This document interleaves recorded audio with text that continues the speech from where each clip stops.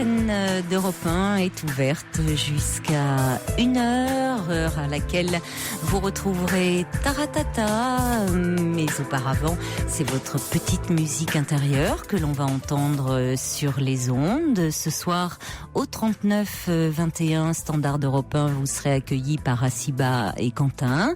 Et pour tous vos commentaires, toutes vos réflexions, vous avez le site de l'émission dublanche.europe1.fr et les SMS au 7 21 21 code nuit. C'est Philippe Chartier qui réalise cette émission, qui vous salue bien bas, et nous allons démarrer tout de suite avec Florent. Bonsoir Florent. Europe 1, Caroline Dublanche. Bonsoir. Bonsoir. Donc voilà, je suis désolé un petit peu par avance, je suis assez intimidé, je vous écoute très souvent. Non, il n'y a pas à être désolé, ça. Je vous comprends, c'est un peu intimidant de s'exprimer à la radio. Oui, c'est sûr, c'est pas évident quand on sait qu'on est écouté par énormément de personnes. Oui, en voilà. plus. Donc voilà, je vais vous exposer un petit peu mon problème. Donc en fait, donc je suis en couple avec mon petit ami. Donc voilà, je suis homosexuel. Oui. Donc je suis en couple avec mon petit ami. Donc ça fait 2 mois et demi, 3 mois maintenant. Oui. Donc voilà, donc pour exposer un petit peu la situation, donc moi je suis originaire de Lille, donc j'habite sur Lille et mon ami vit sur Dunkerque. Donc c'est pas très très loin, mais mine de rien, la distance pèse quand même beaucoup sur notre relation. On ne peut pas se voir tous les jours et du coup voilà, on essaye de se voir le maximum possible. Mais il y a combien entre Lille et Dunkerque de kilomètres? Il y a environ 50 kilomètres environ. Oui. Donc ce n'est pas très très loin. Vous avez une voiture l'un et l'autre? Moi, en fait, on a tous les deux le permis. Oui. Seulement, mon ami vient d'avoir son permis il y a très peu de temps et il se sent pas encore prêt à faire la route. Voilà, c'est ça. C'est que pour l'instant, c'est comme il vit encore en plus lui chez ses parents. Ses parents ne sont pas trop d'accord pour qu'il prenne la voiture pour de longues distances. Il a quel âge? Il a 19 ans. D'accord. Et vous? Et moi, j'ai 20 ans. Oui, vous êtes tout jeunes tous les deux. Oui, bah oui. Et donc voilà, moi j'habite ici sur l'île, donc je suis étudiant ici sur l'île, j'ai mon propre appartement et lui vit encore par contre chez ses parents, donc là il est encore en ce moment en train de réviser parce qu'il passe son bac puisqu'il a redoublé une année, donc il passe son bac cette année. Oui. Et donc voilà. Donc voilà, la distance pèse quand même assez sur notre relation, surtout de mon côté. Et voilà, le gros problème qui se pose, c'est que au niveau de mon caractère, je suis extrêmement jaloux. Et voilà, ça me pose énormément de problèmes. Notamment parce que, je vais donner quelques exemples. C'est mon ami sort énormément et voit ses amis, etc. Et voilà, et j'avoue que à chaque fois qu'il sort, ou même s'il me dit qu'il sort avec un ami, je ne suis jamais rassuré. C'est-à-dire qu'à chaque fois qu'il décide de sortir, souvent de manière imprévue d'ailleurs, je suis dans un état épouvantable. C'est vraiment, j'ai des montées d'angoisse. Je suis toujours en train de me demander s'il n'est pas en train de me tromper avec quelqu'un d'autre, et ça me pèse énormément sur les morales. Je sais que cette situation et ce caractère-là, je l'ai forgé énormément du fait que j'ai subi beaucoup de déceptions amoureuses dans des années en arrière, et je pense que cette jalousie excessive est en grande partie due à cela. Et voilà, ça me pose énormément de soucis. Oui, parce que vous avez, c'est pas seulement avec ce garçon-là. Vous étiez, vous dites, je suis jaloux. Vous étiez jaloux dans vos précédentes relations. Non, c'est justement cela, c'était que justement à l'époque je n'avais justement pas ce caractère et justement en n'ayant pas ce caractère d'être jaloux, Oui. possessif, etc. Ça a conduit à ce que justement je me rende compte qu'on s'est fichu de moi et que justement le fait de ne pas avoir été suffisamment jaloux et enfin suffisamment regardant sur ce que faisait mon petit ami à l'époque. Ça a conduit à ce que, par exemple, ma dernière relation, c'est-à-dire celle avant mon ami actuel, il m'a...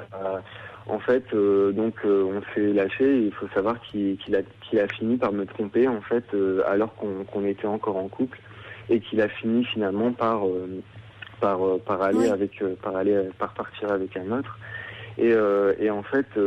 Mais vous savez, en même temps, Florent, la jalousie ne prévient pas Oui, l'infidélité. C'est pas parce que vous êtes à le surveiller ou à épier l'autre qu'il ne va pas vous tromper. Au contraire, ça peut même à un moment tellement agacer l'autre que parfois la personne jalouse peut provoquer ce qu'elle redoute, c'est-à-dire l'autre va partir parce qu'il n'en peut plus quand ça devient trop excessif. Oui, C'est plutôt une angoisse, comme vous dites, finalement un manque de confiance en vous. Et puis souvent la jalousie, elle a au-delà des déceptions amoureuses, elle a à voir aussi avec quelque chose plus profondément dans le passé.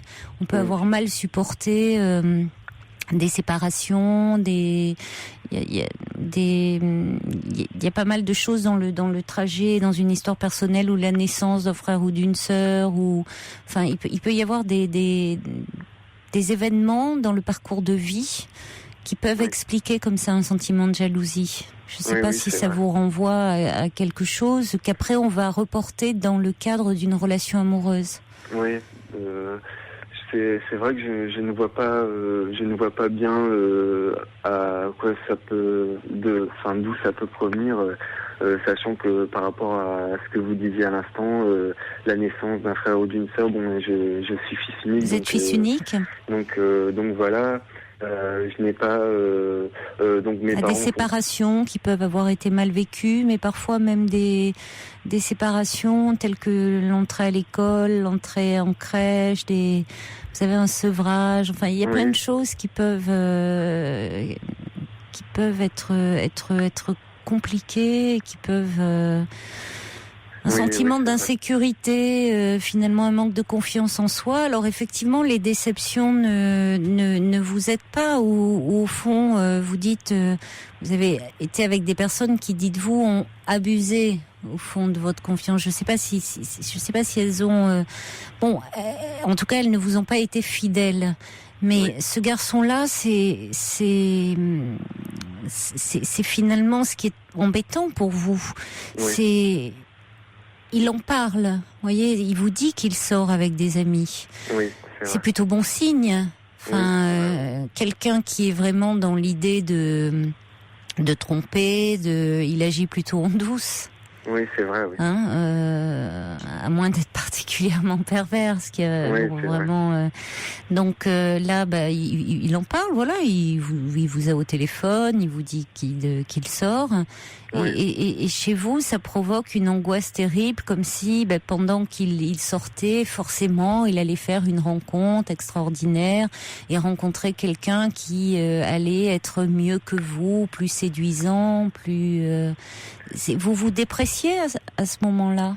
Oui, je pense que parce que voilà, c'est quelqu'un qui est très appréciable physiquement et aussi par sa personne. Je l'aime vraiment énormément.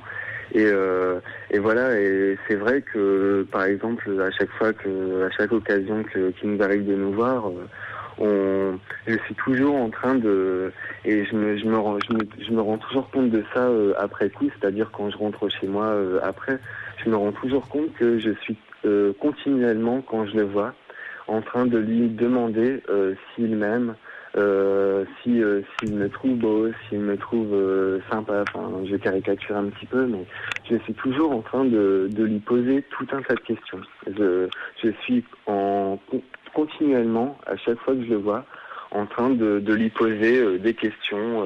Est-ce que je te plais? Qu'est-ce qu'il te plaît chez moi? Est-ce qu'il y a des choses qui te plaisent pas chez moi? Si elles ne te plaisent pas, il faut que tu me le dises. Oui, mais ça, attention, parce que c'est un peu oppressant, Florent. Oui. C'est-à-dire que au fond, vous demandez sans cesse à votre amoureux de vous rassurer sur vous-même. Oui. Alors c'est vrai que vous êtes à un âge où c'est normal de douter de soi à 20 ans, de se poser beaucoup de questions. Oui, c'est vrai. Mais vous semblez penser que lui, parce qu'il est, vous le trouvez très séduisant, que tout va bien pour lui. Mais dites-vous que de son côté, c'est pas parce que en apparence comme ça, il a une aura, il plaît beaucoup, que forcément tout est simple. Hein. Oui, c'est vrai. Donc vous attendez de lui beaucoup. Oui. Oui, c'est vrai. Vous demandez beaucoup à cette relation, presque comme un rôle un peu de parent, enfin quelqu'un qui serait là à rassurer. Ce qu'on fait plus en général à 20 ans auprès de ses parents, de dire oui, tu as plein de qualités, tu es beau, donc bon, il y a un manque de confiance, un manque d'assurance et si il vous a choisi aussi, donc c'est qu'il vous trouve séduisant, il vous trouve aussi beaucoup de qualités, sinon il ne serait pas avec vous, Florent. Hein, déjà, il faut vous dire ça. Mais maintenant, bon, encore une fois, c'est à votre âge se poser des questions, douter, c'est bon, c'est normal d'être en questionnement, mais le faire autant porter sur votre ami, ça peut être un peu problématique parce que parce qu'au bout d'un moment, à force de ça peut lasser aussi. Oui, je pense. C'est pesant et puis ça peut lasser. Ou c'est aussi dans un autre registre les personnes qui manquent tellement de confiance en elles que même quand la personne aimée leur envoie leur qualité, disent ah ben oui mais tu as pas vu ça, tu sais au fond je suis pas si bien que ça, et au bout d'un moment l'autre peut en avoir tellement marre dire bah oui c'est vrai et finit par voir les défauts. Or tout le monde en a. Oui c'est vrai. Donc il faut pas non plus s'auto-flageller. Oui c'est sûr, oui je comprends tout à fait ça. Et c'est vrai que c'est un gros travail à faire sur soi. Hein. Je sais que c'est pas chose facile. Il faut que j'essaye de prendre sur moi, de faire des efforts. Par exemple, vous savez, vous connaissez sans doute maintenant la génération Facebook, hein, ce qu'on appelle la génération Facebook, avec tout ce qui va avec. Et voilà, Facebook, c'est devenu un petit peu un endroit où finalement on voit tout de la vie de tout le monde, et où finalement, et je me rends compte que par exemple, ça c'est vraiment très très mal ce que je fais, c'est que je suis continuellement en train de le fliquer, entre guillemets, toujours en train d'essayer de voir si telle personne met des commentaires sur son mur, si quels amis il ajoute, et si ces amis-là pourraient entretenir une relation avec lui dans le futur ou pas. Oui, vous vivez plus quoi. Vous êtes sans arrêt sur sa page, voir qui. Voilà, c'est ça. Oui, ça va pas. Oui, il faut que vous arriviez un peu à prendre de la distance. Oui, parce que sinon, vous allez être malheureux. Au fond, vous vous rendez malheureux. Ouais. Hein, et puis surtout que votre ami, en ce moment, il est occupé. Là, il révise pour le bac. Oui, c'est vrai. Donc bon, il est chez ses parents, donc il a quand même pas. Il faut dire aussi qu'il n'est pas très bosseur, hein, mais. Mais enfin c'est quand même le bac. Et puis ses parents, même s'il est pas très bosseur, il doit avoir ses parents derrière qui, croyez-moi, doivent un peu le motiver. Et puis il a pas un appart comme vous. C'est lui qui pourrait se faire du souci. Oui, Florent, parce qu'après tout, vous êtes, vous ne passez pas votre bac, vous avez un appart dans lequel vous vivez seul, alors que lui, il vit encore chez ses parents et c'est l'année de son bac. Oui, c'est vrai. Alors, il pourrait, lui, davantage s'inquiéter. Oui, c'est vrai. Hein ? Il faut vous dire ça plutôt. Oui, c'est vrai. Des petits messages pour conclure qui arrivent pour vous. Il y a David qui dit votre ami est encore bien jeune, laissez-le respirer car de toute façon la peur n'évite pas le danger. Et puis Véronique qui dit la jalousie est surtout un manque de confiance en soi. Attention, si vous agissez trop comme cela, vous allez le perdre. Et First Lisa qui dit on sent bien au son de votre voix un peu votre manque de confiance. Bon, vous nous aviez dit aussi que vous étiez intimidé, Florent. Axel, c'est une fille, nous envoie un petit mail. D'ailleurs, pour les mails, il faut sélectionner libre antenne. C'est compliqué, ça a été compliqué cette semaine avec les courriels. Donc jusqu'au bout, ça le reste. On espère que ça va s'arranger la semaine prochaine. On fait tout pour. Alors pour les courriels, parce que sinon ils n'arrivent pas. Axel elle est très dégourdie, elle a su faire. Il faut sélectionner libre antenne. Et après c'est www.dublanche.fr. Vous sélectionnez libre antenne et après www.dublanche.fr. Axel nous dit j'ai vécu avec un jaloux, ça a fini par m'étouffer et j'ai fini par le tromper. Dans un sens au moins, je lui donnais enfin une raison d'être jaloux. Sa jalousie m'a détruit réellement et a détruit notre couple. Mais c'est pas rare, c'est-à-dire des personnes qui vivant avec un jaloux au sens pathologique du terme, finalement ça peut arriver qu'elles disent ok, je vais le ou la tromper, comme ça il aura une bonne raison d'être jaloux, poussé à l'excès. Donc attention, prenez un peu de distance. Oui, d'accord ? Pas avec lui, mais voilà. Prenez un peu, rassurez-vous. Et puis c'est vrai que, pour parler un peu de la situation actuelle, moi, comme je suis étudiant, je suis encore aussi en examen. Ouais. Donc là, je dois passer encore 2 épreuves orales la semaine prochaine. Donc 2 épreuves très importantes. Et concrètement, il faut avouer que j'ai très peu révisé ces temps-ci, notamment à cause de ça. Ça devient alors vous vous rendez compte, il ne faut pas que ça tourne à l'obsession, il faut que vous vous concentriez sur vos examens là. Allez, un petit courriel de Farida qui dit attention, Florent, à trop vouloir pister votre ami, vous risquez de le saouler et de le perdre. Ayez plus confiance en vous et vous vivrez mieux votre relation. Oui, c'est vrai. Allez, concentrez-vous sur vos examens. Ça va un peu dériver votre attention. D'accord. Au revoir, Florent. Merci beaucoup pour votre conseil. Au revoir. Merci. Au revoir.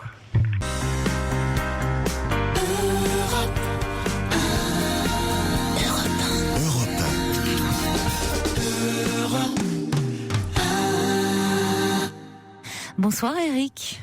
Bonsoir Caroline. Bonsoir. C'est encore moi. Oui, alors dites-nous qui c'est. Je sais moi qui vous êtes, mais rappelez-nous, on s'est parlé la semaine dernière. Oui, vendredi dernier, oui. Donc voilà, ça y est, 50 ans plus un jour. Ça y est, le cap des 50 ans est passé, Eric. Passé, oui. Bon. En fait, je voulais intervenir ce soir pour remercier tout le monde. Oui. Oui, parce que il y a beaucoup de monde qui a pensé à vous, Eric. Je n'arrive pas à joindre les gens par rapport au forum d'Europe, sur votre site. Et je ne sais pas comment faire pour remercier tout le monde parce que j'ai eu plein de messages. J'ai eu contact avec différentes personnes aussi. Oui.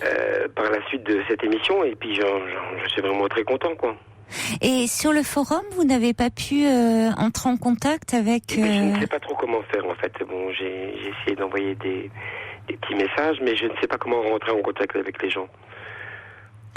Mais par contre, j'ai eu des numéros de téléphone qui me sont parvenus après, à la fin de l'émission, que j'ai appelé, et puis je suis en contact avec Cathy, notamment, de Paris, et Marie de Nancy. Oui, d'accord. C'est vraiment super, quoi.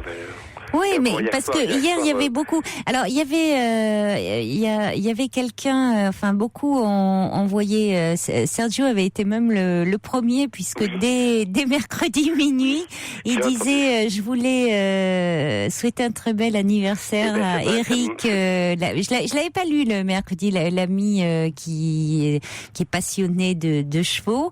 Et donc je les ai lus hier parce que on était donc jeudi. Bon, comme on est entre 23h et minuit, on ne sait pas trop. Mais alors, donc vous n'étiez pas sorti hier ? Non. n'étiez pas je restais sorti. tranquillement dans ma grotte. Dans ma grotte. Ah bon? Parce que on se demandait, parce que comme il y avait des auditeurs, des auditrices qui disaient que peut-être avec vos enfants ce soir-là. Non, vous non, étiez.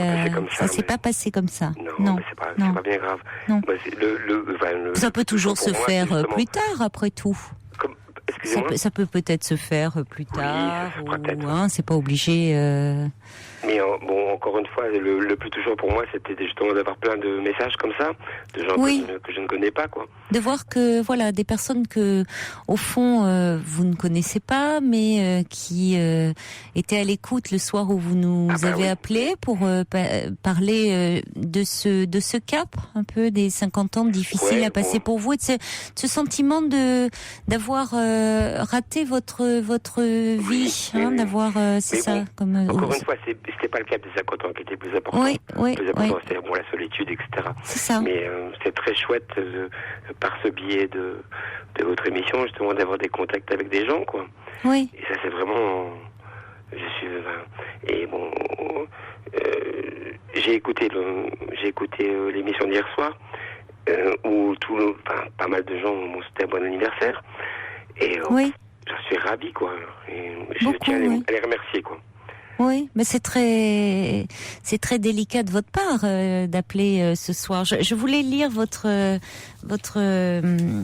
petit mail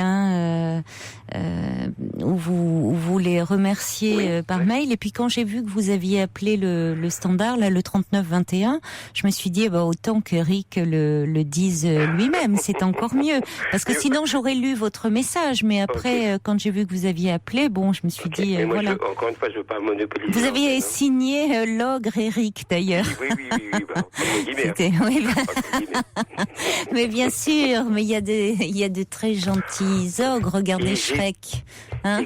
Oui. Vous n'êtes pas tout. J'ai pas eu de Rolex, hein. J'ai rien eu du tout, hein. Vous n'avez pas eu de Rolex? Non, j'ai pas eu. Pour vos 50 ans. Oh là là là Je me là. l'achèterai moi-même. Vous savez, si tous les auditeurs se cotisent de l'émission, vous allez l'avoir, votre Rolex, hein. Vraiment, ça, j'en suis sûre. De Sergio, je pense. Hein. Sergio, il était pas content ce soir-là parce qu'il s'était fait piquer sa vanne, mais de très très peu. Hein. Au moment où je la lisais, c'était une auditrice, je crois, qui la faisait.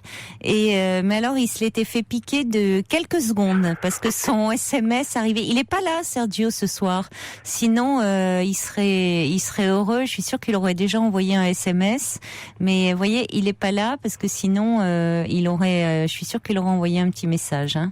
Donc non, Sergio n'est pas là, Georges n'est pas là. Ah, mais ce sont les nouveaux horaires, il faut s'y faire, hein. Ouais. À tout ça, donc. Mais en tous les cas, encore une fois, je voulais remercier Cathy et Marie de Nancy, d'avoir des contacts avec moi actuellement. Oui. Et parce que ça fait vraiment chaud au cœur, quoi, que des gens qu'on arrive à communiquer comme ça. Mais il y en a beaucoup. C'est aussi un des objectifs de cette émission, c'est de pouvoir évidemment vous exprimer à l'antenne, de pouvoir partager, échanger entre vous à l'antenne, et puis après, c'est très fréquemment vous demandez parce que vous vous êtes retrouvé, reconnu, parce qu'il y a un témoignage qui vous a ému, à pouvoir échanger hors antenne. Alors évidemment avec l'accord de chacun, nous on vous met en relation, et puis après il y a des échanges qui continuent, qui perdurent au-delà de l'antenne. Hein. Donc c'est vraiment bien, c'est aussi ça permet ça. Après ça vous appartient. C'est ce qui se passe hors antenne. En tous les cas, merci beaucoup. Écoutez, c'est nous qui vous remercions, Eric, et puis donc très bel anniversaire de la part de toute l'équipe. Merci beaucoup. Et puis n'hésitez pas à nous donner de vos nouvelles. Je n'y manquerai pas si ma situation s'améliore, on va dire. Il n'y a pas de raison qu'elle qu'elle ne s'améliore pas. Ah, si, il y a Sergio qui dit oulala. Mais alors, oui, alors Sergio, et on voit qu'il doit être débordé parce qu'il dit si elle est là, parce qu'il dit elle est là, Sergio. Donc, pour que c'est la première fois qu'il parle de lui en disant elle. Je sais pas. Mais beaucoup de boulot sous la pluie. Donc, bis à tous et à Eric. Voilà. Donc, mais il vient d'envoyer un petit texto, c'est gentil. Et vous savez, il travaille la nuit, hein, il est transporteur routier. Et alors, oui, donc en plus, il doit être en plein sous la pluie, là, avec les orages et tout ça. Donc, mais il vous a entendu, ça a dû être, voilà. Et il y a Mimi aussi qui dit à mon tour, je souhaite à Eric un très bon anniversaire. Voilà. Quelle chance. Donc, ah oui, hein, finalement, votre grotte n'aurait pas été assez grande pour accueillir tout le monde. Pour accueillir tout le monde, oui, exactement. En tout cas, c'est vraiment très gentil. Bon, il faut l'ouvrir votre grotte un peu, hein, parce que c'est le printemps, là. Il y a les orages, mais enfin, les ours sont sortis de leur grotte, hein, mon cher Eric. Eh oui. Mais il y a des ours timides. Bah oui, mais enfin, il y a même des ours qui en ce moment vont même en bord de plage pour essayer de rencontrer une amoureuse. Donc, il n'y a pas de raison que vous ne sortiez pas un peu de votre grotte quand même, hein? Oui. Bah oui. Si vous restez dans votre grotte, il se passera rien. Oui. Je doute qu'elle vienne jusqu'à vous. Encore une fois, c'était vraiment pour dire un grand merci à tout le monde, quoi. C'est vraiment très gentil et très touchant, quoi. Très touchant. Et je suis vraiment content, quoi. Il y a Lynn, joyeux anniversaire Eric, par courriel. Allez. Je vous embrasse bien fort, hein, au nom de toute l'équipe. Merci beaucoup, Caroline, et puis merci à tout le monde. Au revoir Eric. Roseville.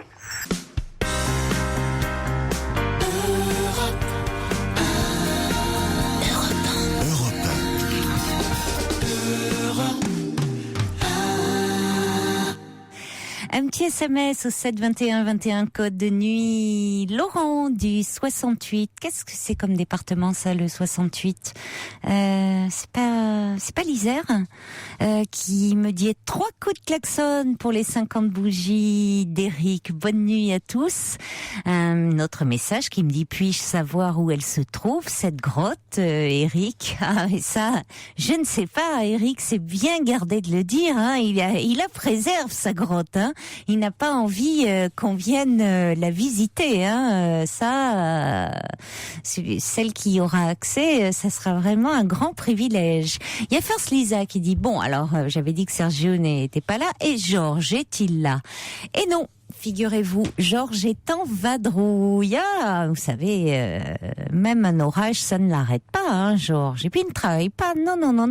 Georges, le vendredi soir, souvent, c'est tarot avec ses amis. Hein, donc, il m'a envoyé un petit message quand même. Il me dit, je sais que vous êtes à l'antenne, c'est dur. C'est dur pour moi de savoir que vous êtes à l'antenne et de ne pas être là. Mais bon, il faut quand même bien que jeunesse se passe, hein, en même temps. Il y a Farida, elle, qui m'a envoyé un petit courriel pour dire... l'émission est vraiment une grande famille et chaque témoignage apporte beaucoup. Alors longue vie à votre émission. Et puis le Trublion qui me dit bon, Moumoun meurt d'envie de savoir si vous êtes dans le studio Coluche, Merlin ou Lagardère. Et oui, ça tourne en ce moment. Hein. Tout est un peu chamboulé avec la Coupe du Monde de football. Bah, nous pas trop. Hein. On change rien à nos bonnes vieilles habitudes. On est resté au Coluche. Voilà. Donc non, c'est juste les journalistes qui descendent viennent pour faire le journal. Donc mais nous on est resté là, on est au Coluche. Voilà, j'espère que Moumoun va passer une nuit tranquille avec cette information. On accueille Colette. Bonsoir Colette. Oui, bonsoir. Ah pardon, 68 c'est le Haut-Rhin. Oh là là, ma connaissance de la géographie. Donc merci à Tibalt des Hauts-de-Seine. Ah, c'est à vous Colette, pardon. Oui, bonsoir Caroline. Bonsoir. Merci de me prendre. Je vous en prie. Voilà, écoutez, je vous téléphone parce que je fais une récidive d'un cancer. Et puis, ça fait 5 ans, c'est la première récidive que je fais. Et déjà, il y a 5 ans, ma façon de voir les choses, c'est d'être actrice de mes soins et d'être médecin avec les médecins, même si je ne suis pas du tout du corps médical. Oui. C'est-à-dire que c'est moi qui me soigne. Oui. Alors, c'est peut-être un peu présomptueux, mais en fin de compte, oui, c'est moi qui décide de me soigner. Oui. Et du coup, ça me met dans une situation, comment dire, pas toujours facile, parce que je pose des questions, parce que je dérange un peu. Et j'ai une question qui est en moi depuis au moins 5 ans et qui n'est pas facile à poser parce que dans la loi Leonetti, on peut mettre par écrit ces directives anticipées. C'est-à-dire qu'on peut dire voilà ce que je veux, voilà ce que je ne veux pas. Oui. Et ce que je trouve difficile, c'est que n'étant pas du corps médical, comment écrire ces directives de façon éclairée et où trouver les lieux où on peut réfléchir à ces questions-là. Oui, effectivement. Mais ces directives anticipées, c'est-à-dire c'est-à-dire que, par exemple, je viens à perdre conscience. Oui. Bon, eh bien, je tombe dans le coma. Oui. Pouvoir formuler par écrit, je dis n'importe quoi, puisque je ne suis pas médecin, Oui, oui. ni du corps médical, Oui. eh bien, je veux qu'au bout de 5 semaines, on me débranche. D'accord, oui. Parce que je ne veux pas survivre par des moyens techniques. Oui. Et donc, bon, je prends cet exemple-là, mais ce que je voudrais, c'est si je les écris, j'ai besoin de pouvoir dialoguer. Et oui, bien sûr. Avec des gens compétents, oui, qui ne sont pas dans la catastrophe. C'est-à-dire que c'est pas parce que je vais les écrire que je vais mourir. Oui, non, mais évidemment.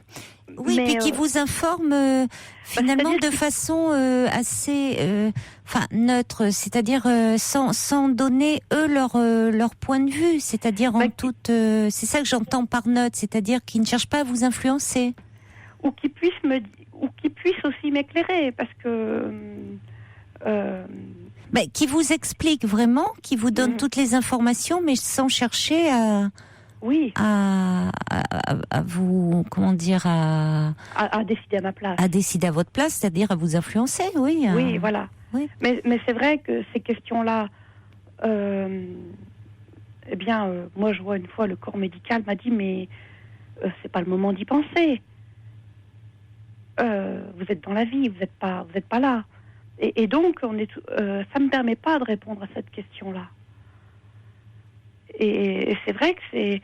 De même, on est invité à nommer une personne de confiance. Et donc, cette personne de confiance, si je venais à être mal, bon, ce que je ne souhaite pas, bien sûr, elle a aucune information. Et c'est à elle sur qui tout va retomber, sans qu'il y ait eu dialogue avant avec moi, parce que j'ai pas pu réfléchir. Vous avez pensé, vous avez réfléchi à qui pourrait être cette personne de confiance ? Je l'ai déjà nommée parce qu'on me l'a demandé. Oui. Mais cette personne, il lui incombe beaucoup de choses. Oui. Sans qu'on ait les moyens, quoi. Et c'est vraiment cette question de où est le lieu où je peux réfléchir. J'ai des amis médecins, mais ce sont des amis, alors il y a une relation affective. Et c'est pas facile, quoi.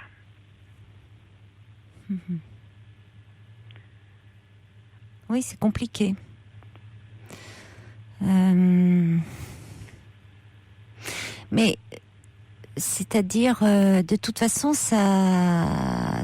la question que vous posez, celle en particulier, la possibilité qu'on arrête, c'est-à-dire qu'il n'y ait pas d'acharnement thérapeutique, par exemple, si vous êtes inconsciente, dans le coma,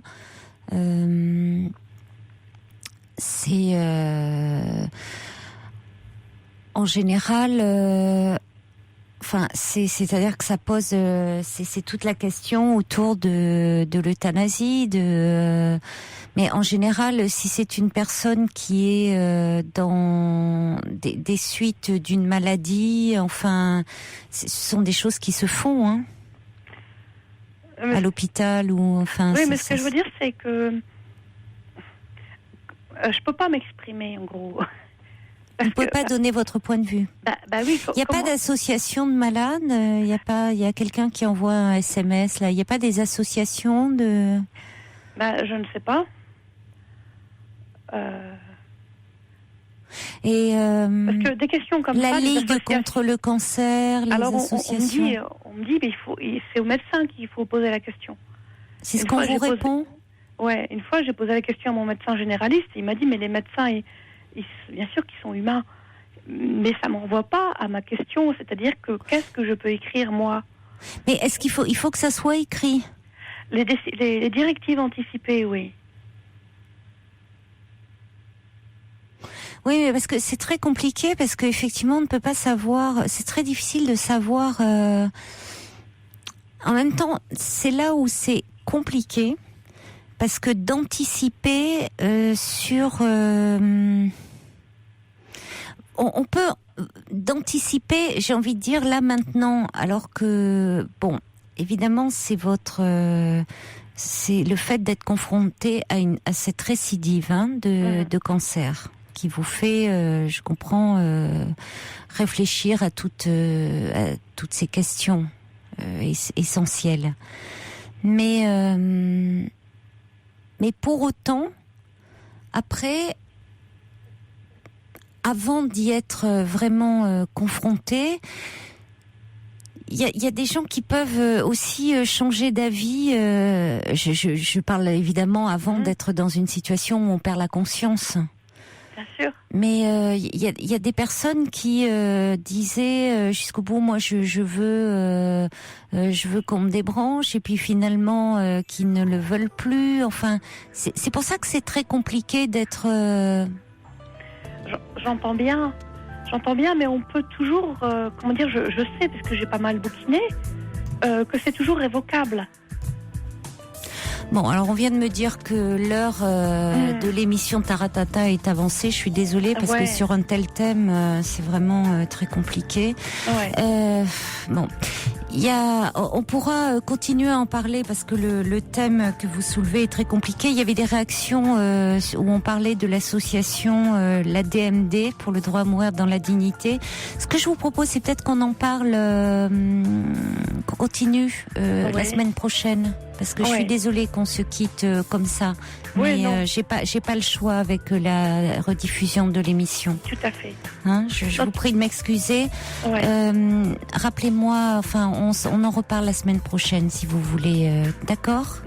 Écoutez, je vous remercie beaucoup. Puis s'il y a des personnes qui ont des bonnes idées, on va les mettre leurs fiches de côté. On se reparle. Bon week-end d'ici là. Au revoir. Je vous souhaite une bonne nuit, faites de jolis rêves, un bon week-end, et on se retrouve à partir de lundi minuit. N'oubliez pas. Au revoir.